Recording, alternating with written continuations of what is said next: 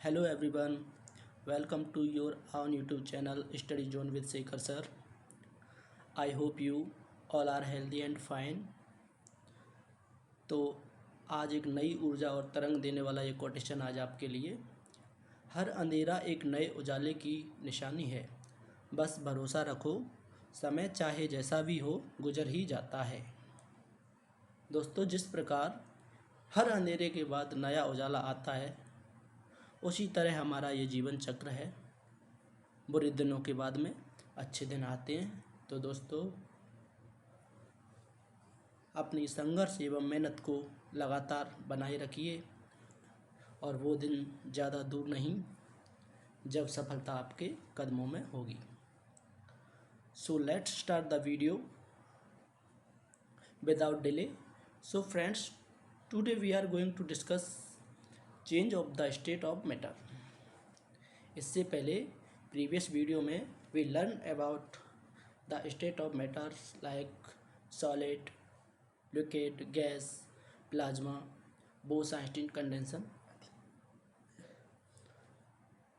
तो इससे आगे इस वीडियो में हम पढ़ने वाले हैं पदार्थ की अवस्थाओं में परिवर्तन। तो दोस्तों, पदार्थ की अवस्थाओं में परिवर्तन के बारे में हम जब बात करते हैं तो हम पाते हैं कि ये जो चेंजेज हैं वो दो प्रकार से होता है। पहला तो टेम्परेचर में परिवर्तन और दूसरा प्रेशर में परिवर्तन। तो तापमान में परिवर्तन के द्वारा अवस्था में परिवर्तन होता है और दाब में परिवर्तन के द्वारा अवस्थाओं में परिवर्तन होता है। ताप में परिवर्तन के द्वारा अवस्था कैसे बदलती है, तो इसे हम इस तरीके से देख सकते हैं कि जैसे हम रेफ्रिजरेटर में से एक बर्फ़ का टुकड़ा लेते हैं और उसे बाहर निकालकर कमरे में रख देते हैं, तो कुछ देर बाद हम देखते हैं कि वो गलना स्टार्ट हो जाती है और वो पानी में बदल जाती है। ऐसा क्यों हुआ? क्योंकि उसका तापमान पहले ही जब वो रेफ्रिजरेटर में रखी हुई थी तब उसका तापमान बहुत कम था, माइनस में था। जैसे ही हमने उसे कमरे में रखा, उसका तापमान बढ़ा तो वो धीरे धीरे पानी की फॉर्म में आ गई। तो ऐसा क्यों हुआ? क्योंकि तापमान में चेंज आया। तो इस तरीके से हम देख सकते हैं कि तापमान में परिवर्तन के द्वारा अवस्था में परिवर्तन होता है। जब पानी को हम गर्म करते हैं, बॉयल करते हैं, उबालते हैं, तो एक बाद वह भाप के रूप में उड़ने लगता है। तो ये भी अवस्था परिवर्तन हुआ। अब दाब में परिवर्तन के द्वारा अवस्था परिवर्तन को कैसे दिखाएंगे? इसके लिए, क्योंकि हम जानते हैं दोस्तों कि जो ठोस पदार्थ होते हैं उनके कण एक दूसरे को बांधे रखते हैं, आकर्षण बल होता है उनके मध्य, चिपके रहते हैं एक दूसरे से। वहीं लिक्विड फॉर्म में जो उसके पार्टिकल होते हैं, उसके कण होते हैं, उनके बीच में गैप होता है और गैसों के जो पार्टिकल होते हैं उनके मध्य बहुत ज़्यादा गैप होता है। तो जब हम इनको गैस को प्रेशराइज करते हैं तो उसके जो पार्टिकल्स हैं, उनके जो कणों की जो गैप है, जो कणों का गैप है, वो कम होता है और वो एक दूसरे के नज़दीक आते हैं। तो इस तरीके से जब वो नज़दीक आएंगे तो जो गैस है वो किस में बदल जाएगी? लिक्विड में बदल जाएगी। और ज़्यादा प्रेशराइज करने पर जो लिक्विड है वो किस में बदल जाता है? सॉलिड में। तो इस तरीके से दो प्रकार से परिवर्तन होता है, तापमान में परिवर्तन और दाब में परिवर्तन के द्वारा। तो इसके अंदर हम निम्न बिंदुओं के बारे में चर्चा करने वाले हैं: गलन, क्वथन, वाष्पीकरण, ऊर्ध्वपातन, वाष्पन, संघनन, हिमीकरण और निक्षेपण। तो चलिए, पहला पॉइंट रहने वाला है हमारा गलन अर्थात मेल्टिंग। अब मेल्टिंग क्या होती है? जब कोई पदार्थ ऊष्मा प्राप्त कर ठोस अवस्था में बदल जाता है तो इस प्रक्रिया को मेल्टिंग कहते हैं। कहने का मतलब, जब किसी पदार्थ को गर्म किया जाता है तो वह क्या होता है? गलने लगता है। यही प्रोसेस क्या कहलाती है? गलन कहलाती है। अब गलनांक के बारे में देखेंगे हम। गलनांक क्या होता है? गलनांक का मतलब मेल्टिंग पॉइंट। तो मेल्टिंग पॉइंट वह निश्चित ताप होता है जिस पर कोई ठोस द्रव में बदलता है, उस पदार्थ का गलनांक कहलाता है। जैसे बर्फ़ का गलनांक 0 डिग्री सेल्सियस होता है तथा मोम का गलनांक लगभग 63 डिग्री सेल्सियस होता है। मतलब 0 डिग्री सेल्सियस पर बर्फ़ गलने लग जाती है। गलन के समय जो टेम्परेचर होता है वो कांस्टेंट होता है। मतलब कि जब गलन की प्रोसेस चल रही होती है उस समय ये जो टेम्परेचर होता है ये क्या होता है, कांस्टेंट। मतलब कि जब बर्फ़ पिघल रही होती है तब तापमान इसका कितना होता है, 0 डिग्री सेल्सियस। और ये पानी में जब ये पिघल रही होती है तो जो पानी का टेम्परेचर होता है और जो बर्फ़ का टेम्परेचर होता है ये दोनों का कितना होता है, बराबर होता है, 0 डिग्री सेल्सियस होता है। ऐसा क्यों होता है? ऐसा इसलिए होता है क्योंकि जो हीट हम दे रहे हैं वो उस बर्फ़ के जो कण एक दूसरे को बांधे हुए हैं, चिपके हुए हैं, उस फोर्स को तोड़ने में काम आ रही है, इसलिए तापमान नहीं बढ़ता है। आई होप आप समझ पाए होंगे। इससे आगे हम पढ़ते हैं गलन की गुप्त ऊष्मा, लेटेंट ऑफ फ्यूजन। अब लेटेंट ऑफ फ्यूजन क्या होता है? ये लेटेंट ऑफ फ्यूजन, ये जो गुप्त ऊष्मा है ये है वही ऊष्मा है दोस्तों जब हम ठोस को या बर्फ़ को गर्म कर रहे थे तो जो ऊष्मा दी जा रही थी उसके कणों को तोड़ने में, जब तक जो बर्फ़ थी वो पूरा पानी में नहीं बदल गई तब तक जो ऊष्मा दी जा रही थी उसके कणों को तोड़ने में, वही क्या थी, उसकी गुप्त ऊष्मा थी। तो दोस्तों जब कोई ठोस पदार्थ अपने गलनांक पर बिना तापमान बदले द्रव में बदलता है तब प्रति इकाई द्रव्यमान में जो ऊष्मा दी जाती है उसे गलन की गुप्त ऊष्मा कहते हैं। जैसे 1 किलो बर्फ़ को पानी में बदला जाता है तो लगभग 80 कैलोरी पर ग्राम या 334 इंटू 10⁻³ जूल पर किलोग्राम ऊष्मा लगती है। तो इस ऊष्मा को क्या बोलते हैं, गलन की गुप्त ऊष्मा कहते हैं। यह गुप्त ऊष्मा का सूत्र होता है Q/ml। यहाँ पे जो LF है ये गलन की गुप्त ऊष्मा होती है। अब इसको हम यहाँ पे डायग्राम से समझ सकते हैं दोस्तों कि मान लो कोई ठोस ये बर्फ़ है, A पॉइंट है यहाँ पे, A बिंदु पर कोई बर्फ़ ले ली हमने। तो जब हम इसका टेम्परेचर बढ़ाते हैं, ऊपर ये टेम्परेचर बढ़ रहा है तो हम देखते हैं कि A बिंदु से B तक टेम्परेचर बढ़ता जा रहा है, ठीक है, लेकिन अवस्था नहीं बदल रही है। लेकिन B बिंदु पर आने के बाद में हम देखते हैं कि टेम्परेचर कांस्टेंट हो जाता है, लेकिन ये क्या है, अवस्था बदल रही है। मतलब B बिंदु के बाद में जो सॉलिड है, ये जो बर्फ़ है ये पानी में बदलना स्टार्ट हो रही है और C बिंदु तक ये पूरी तरीके से किस में बदल जाती है, पानी में बदल जाती है। अब पानी में बदल जाती है तो B बिंदु पर जो तापमान 0 डिग्री था, 0 डिग्री सेल्सियस जो गलनांक था, C बिंदु तक वो क्या रहेगा, 0 डिग्री ही रहेगा जब तक कि पूरी बर्फ़ पानी में ना बदल गई। अब इससे आगे जैसे ही हम तापमान देना स्टार्ट करते हैं पानी, क्योंकि बर्फ़ पूरी तरीके से पानी में बदल गई है, अब पानी में बदल गई तो अब उससे आगे वो क्या होगा, गर्म होगा। तो जैसे ही C बिंदु से आगे जब हम चलते हैं, तापमान बढ़ाते हैं तो तापमान, पानी का तापमान क्या होता है, बढ़ने लगता है। और कहाँ तक बढ़ता है, D बिंदु तक। अब जब जैसे D बिंदु तक तापमान बढ़ता है तो यहाँ तक तो ये लिक्विड फॉर्म चलती है, लेकिन D बिंदु के बाद में हम देखते हैं कि जो पानी होता है वो उबलने लगता है और भाप के रूप में चेंज होने लगता है। और E बिंदु तक वह है जो लिक्विड था, जो पानी था, वो पूरी तरीके से गैस में बदल जाता है। तो D से E तक जो अवस्था परिवर्तन में जो टेम्परेचर काम आ रहा था वो इसलिए कांस्टेंट है यहाँ पे।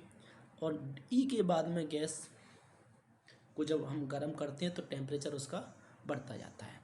आई होप आप समझ पाए होंगे।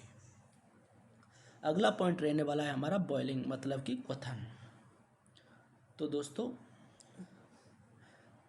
जब कोई द्रव वायुमंडलीय दाब पर तेजी से गैस में बदलने लगता है तो इस प्रक्रिया को क्या बोलते हैं, क्वथन बोलते हैं। इस अवस्था में द्रव के भीतर बुलबुले बनने लगते हैं। तो इसे समझेंगे यहाँ पे। जब कोई द्रव, वायुमंडलीय दाब क्या होता है, वायुमंडलीय दाब को समझेंगे यहाँ पे। वायुमंडलीय दाब वह दाब होता है जब पदार्थ के द्वारा लगाया गया दाब, मतलब वाष्प के द्वारा लगाया गया दाब और बाहर की हवा के द्वारा लगाया दाब क्या हो, बराबर हो, तो उसे क्या बोलते हैं हम, वायुमंडलीय दाब। तो जब कोई द्रव वायुमंडलीय दाब पर तेजी से गैस में बदलता है तो इस प्रक्रिया को क्या बोलते हैं हम, क्वथन कहते हैं। इस अवस्था में द्रव के भीतर क्या बनने लगते हैं, बुलबुले। पानी को जब उबालते हैं तो वो बॉयल होने लगता है ना। उदाहरण जैसे पानी को गर्म करने पर वह 100 डिग्री सेल्सियस पर उबलकर भाप में बदलने लगता है, तो ये क्या होता है, क्वथन होता है। अब बात करेंगे हम क्वथनांक की। किसी द्रव का वह निश्चित तापमान जिस पर वह उबलना शुरू करता है उसे क्या बोलते हैं, क्वथनांक कहते हैं। यह दाब पर निर्भर करता है। जैसे समुद्र तल पर दाब कितना होता है, 180 है, और पानी का क्वथनांक कैसा होता है, कितना होता है, 100 डिग्री सेल्सियस। लेकिन जैसे ही हम ऊंचाई पर जाते हैं तो जो वायुमंडलीय दाब होता है वो कम होने लगता है। अब वायुमंडलीय दाब कम होगा तो पानी का क्वथनांक क्या होगा, कम होगा। क्यों होगा, क्योंकि वायुमंडलीय दाब कम हो रहा है। वायुमंडलीय दाब कम हो रहा है तो यहाँ पे हमें क्या पढ़ा है, वायुमंडलीय दाब वाष्प दाब और बाहरी दाब के बराबर हो। अब जब वायुमंडलीय दाब कम हो जाएगा तो वाष्प का दाब भी कम होगा, इसलिए पानी का क्वथनांक क्या हो जाएगा, 100 से कम हो जाता है। आगे चलते हैं। क्वथन की गुप्त ऊष्मा क्या होती है, वह ऊष्मा जो किसी द्रव को उसके क्वथनांक पर द्रव से गैस में बदलने के लिए चाहिए उसे क्या बोलते हैं, क्वथन की गुप्त ऊष्मा।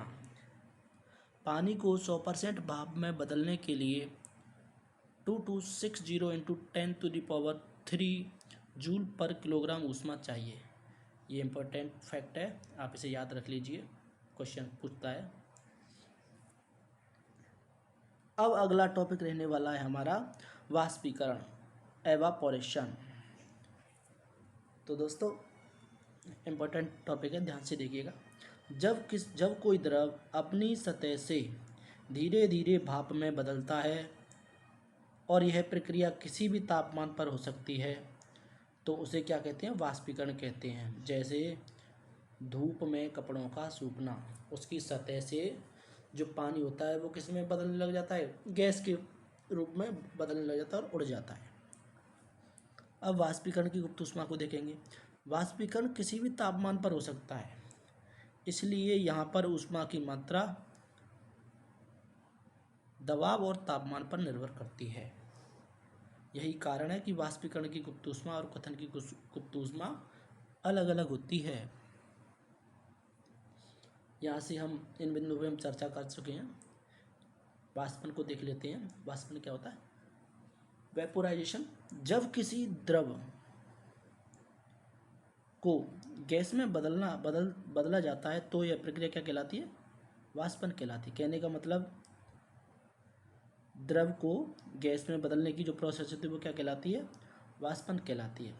यह एक सामान्य शब्द है जिसमें वाष्पीकरण और क्वथन दोनों आते हैं। मतलब कि वाष्पन और वाष्पीकरण में कभी जब हम कन्फ्यूजन हो जाते हैं तो इसे यहाँ पे समझ सकते हैं कि जो वाष्पन होता है इसमें वाष्पन और क्वथन दोनों शामिल होते हैं, जबकि जो वाष्पीकरण होता है यह फिक्स तापमान पर होता है।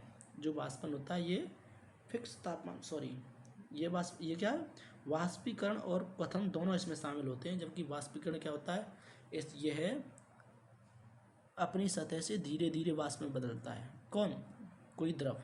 जब कोई द्रव अपनी सतह से धीरे धीरे वाष्प में बदलता है तो यह प्रक्रिया क्या बदलता है तो यह प्रक्रिया क्या कहलाती है, वाष्पीकरण कहलाती है, एवापोरेशन कहलाती है। और यह प्रक्रिया किसी भी तापमान पर हो सकती है, जैसे धूप में कपड़ों का सूखना, पसीने का सूखना, ये किसके उदाहरण है, वाष्पीकरण के। अगला टॉपिक हमारा है दोस्तों सब्लिमेशन। सब्लिमेशन का मतलब होता है ऊर्ध्वपातन। जब कोई ठोस पदार्थ बिना द्रव अवस्था में आए सीधे गैसीय अवस्था में बदल जाता है तो इस प्रक्रिया को क्या बोलते हैं? ऊर्ध्वपातन कहते हैं। तो ऊर्ध्वपातन के हम निम्न उदाहरण दे सकते हैं, जैसे शुष्क बर्फ हुआ, नेफ्थलीन की गोलियां हुई, कपूर हुआ, अमोनियम क्लोराइड हुआ, एंथ्रेसिन हुआ। ये सभी किसके उदाहरण हैं? सब्लिमेशन के उदाहरण हैं। दोस्तों, जब हम शुष्क बर्फ का मतलब होता है ठोस CO2। जब हम शुष्क बर्फ को हम गर्म करते हैं तो ये सीधे गैस में बदल जाता है, मतलब गर्म करेंगे तो ये सीधे CO2 गैस के रूप में बनता है, पानी नहीं बनता। नेफ्थलीन की गोलियां होती हैं, ये अलमारी में रखे कपड़ों में जो गोलियां रखी होती हैं वो नेफ्थलीन की गोलियां होती हैं, और ये धीरे धीरे गायब हो जाती हैं। क्यों? क्योंकि ये सीधे किस में बदल जाती हैं? गैस में। कपूर की बात करते हैं तो पूजा में कपूर को जलाने पर वो सीधा कैसे बदल जाता है? वाष्प में बदल जाता है, गैस में बदल जाता है, बिना द्रव्यमय। ऐसे ही अमोनियम क्लोराइड और एंथ्रेसिन भी है।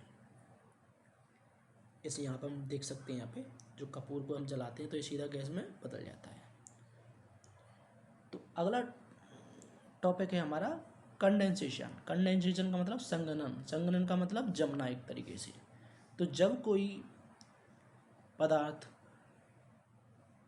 या गैस ठंडा होकर द्रव में परिवर्तित होती है, जब कोई गैस ठंडा होकर द्रव में परिवर्तित होती है तो इस प्रक्रिया को क्या बोलते हैं? संघनन। जैसे ठंडी बोतल पर पानी की बूंदें, जब ठंडी बोतल होती है उस पर पानी की बूंदें जम जाती हैं। क्यों जम जाती हैं? क्योंकि बाहर निकालते ही उस पर जो गैस के कण थे वो उसके संपर्क में आएंगे, सतह के सरफेस में संपर्क में आती हैं तो वो ठंडा होने लगती हैं और उस पर जम जाती हैं। दूसरा, सर्दियों की सुबह ओस का बनना। सर्दियों में सुबह जलवाष्प ठंडी सतह पर संघनित होकर ओस के रूप में बन जाती है। अगला पॉइंट है बादलों का बनना। जो बादल बनते हैं वो भी किसके कारण होते हैं? संघनन के कारण। जलवाष्प ऊपर जाती है और ऊपर तापमान कम होता है तो वहाँ पे किसके रूप में बदल जाते हैं? बादलों के रूप में। आगे भाप का पानी में बदलना। जब भाप होती है पानी में, जब हम ढक्कन देखते हैं, जब हम किसी पात्र को जब हम गैस पर गर्म करने के बाद छोड़ देते हैं, बंद कर देते हैं, तो उसकी सबसे पहले सतह ठंडी होती है। सतह ठंडी है, अंदर भाप है, तो भाप क्या होगी? सतह पर जमने लग जाती है। ठीक है जी, आई होप आप समझ पाए होंगे। अगला पॉइंट है हमारा हिमीकरण। हिमीकरण का मतलब होता है फ्रीजिंग। जब कोई द्रव ठंडा होकर ठोस में परिवर्तित हो जाता है तो इस प्रक्रिया को क्या बोलते हैं? हिमीकरण। पानी का बर्फ में बदलना। 0 डिग्री सेल्सियस पानी किस में बदल जाता है? बर्फ में। दूध से आइसक्रीम बनाना। ठंडा करने पर दूध जम जाता है। झीलों तालाब का जमना। जब ठंडे इलाकों में जो झीलें और तालाब में जम जाती है वो किसके कारण है? हिमीकरण का। तो हिमीकरण के तो हमारे आसपास बहुत सारे उदाहरण देख सकते हैं। आगे चलते हैं। अगला टॉपिक है हमारा निक्षेपण। निक्षेपण का मतलब डिपोजिशन। डिपोजिशन का मतलब निक्षेपण। जिस तरीके से सब्लिमेशन था उसका अपोजिट होता है निक्षेपण।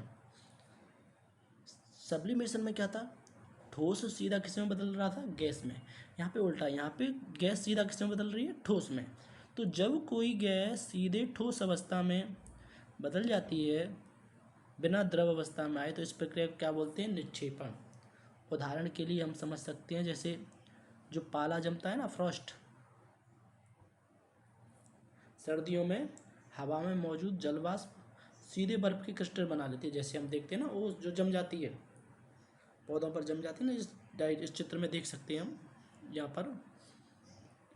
तो जो पाला जम रहा है ये किसका उदाहरण है? डिपोजिशन का। आगे ठंडी सतह पर बर्फ की परत। जब वाष्प ठंडी चीज से टकराती है तो सीधे बर्फ में बदल जाती है। तीसरा, कपूर का वाष्प ठंडी प्लेट से टकराकर फिर से ठोस के कणों में बदल जाना। जैसे जो कपूर की वाष्प ऊपर उठती है, अगर उसे हम ठंडी प्लेट उसके आगे लगा दें तो वो कपूर वहाँ पे जम जाता है। तो आई होप आप समझ गए होंगे। तो अगला टॉपिक है हमारा डिफ्यूजन। डिफ्यूजन का मतलब विसरण। अब विसरण क्या होता है? विसरण का सामान्य जो अर्थ होता है, जनरली हम इसे यूज करते हैं, इसका मतलब होता है फैलना। तो इसको हम यहाँ पे डेफिनेशन देख लेते हैं एक बार, कि किसी पदार्थ का उसके कणों की गति के कारण फैलना या किसी अन्य पदार्थ में मिल जाना क्या कहलाता है? विसरण कहलाता है। अब विसरण को यहाँ पे इस तरीके से समझ सकते हैं कि जो पदार्थ होता है उसकी कणों की गति पे डिपेंड करता है। अब हम जानते हैं कि सबसे ज़्यादा कणों की गति वहीं होगी जहाँ पे कणों के बीच में गैप ज़्यादा होगा, और गैप किस में होता है सबसे ज़्यादा? गैसों में होता है। अब गैसों में गैप ज़्यादा होता है तो विसरण भी इसका ज़्यादा होगा, इसलिए गैसों में विसरण सर्वाधिक होता है, ठोसों में सबसे कम होता है। किसी पदार्थ का तापमान बढ़ाने पर विसरण की दर बढ़ जाती है। जब हम किसी पदार्थ का ताप बढ़ाते हैं तो विसरण की दर बढ़ जाती है। क्यों? क्योंकि उसके जो कण हैं उनकी गतिज ऊर्जा बढ़ जाएगी। गतिज ऊर्जा बढ़ेगी तो वो गति करने के लिए पहले से ही स्वतंत्र होते हैं, तो इसलिए जो उनकी विसरण की दर है बढ़ जाती है। तो विसरण के हम दैनिक जीवन में हम कई सारे उदाहरण देख सकते हैं, जैसे रसोई से भोजन की सुगंध दूर तक जाती है। जो विसरण होता है ये ठोसों में, गैसों में भी होता है, ठोसों में भी होता है और द्रवों में भी होता है। गैसों में ये सर्वाधिक होता है, ठोसों में कम होता है, द्रवों में ठोसों से थोड़ा अधिक होता है। तो यहाँ पे उदाहरण देख सकते हैं हम, रसोई से भोजन की सुगंध दूर तक जाती है, ये गैसों में विसरण का उदाहरण है। तो जो हम दूर से ही जो रसोई में से जो खुशबू आ रही है उसे हम महसूस कर लेते हैं, उसका कारण क्या होता है? विसरण होता है। अगरबत्ती की खुशबू, इत्र की खुशबू दूर तक जाती है, ये भी क्या है? विसरण के उदाहरण है। और जल में स्याही का फैलना भी क्या है? विसरण का उदाहरण है। क्यों? क्योंकि जल के जो कण होते हैं उनमें भी गैप होता है, और स्याही जो होती है वो भी लिक्विड होती है तो उसमें भी गैप होता है। तो ये जो गैप होता है, ये जो पार्टिकल होते हैं वो एक दूसरे के कणों के बीच जो स्पेस होता है उसमें ये एंट्री कर जाते हैं, तो इसलिए ये आपस में मिल जाते हैं। जैसे पानी में नींबू मिलाते हैं, नींबू, तो वो उसमें घुल जाता है। क्यों घुल जाता है? क्योंकि उनके बीच गैप होता है, उनके जो पार्टिकल्स हैं, इसलिए वो एक दूसरे में मिल जाते हैं। दूसरा यहाँ पे एक उदाहरण ये और देख सकते हैं इंपॉर्टेंट, ब्लैक बोर्ड पर लंबे समय तक ना मिटाएं तो कुछ समय बाद उसे मिटाना कठिन होता है। क्यों? क्योंकि भाई ठोसों में भी थोड़ी जगह होती है, तो उनमें भी क्या होता है? विसरण होगा थोड़ा थोड़ा। तो जब हम ब्लैक बोर्ड पर चौक से लिखते हैं तो जो चौक के कण हैं वो ब्लैक बोर्ड पे क्या हो जाते हैं? ब्लैक बोर्ड के जो कण हैं उनके कणों में क्या हो जाते हैं? इंटर हो जाते हैं। अब इंटर हो जाएंगे तो वो उसमें अपनी जगह ले लेंगे, तो इसलिए उसे मिटाना आसान नहीं होता है। आई होप आप समझ पाए होंगे। तो दोस्तों, अगर वीडियो पसंद आया हो तो चैनल को सब्सक्राइब करें और शेयर भी करें। धन्यवाद।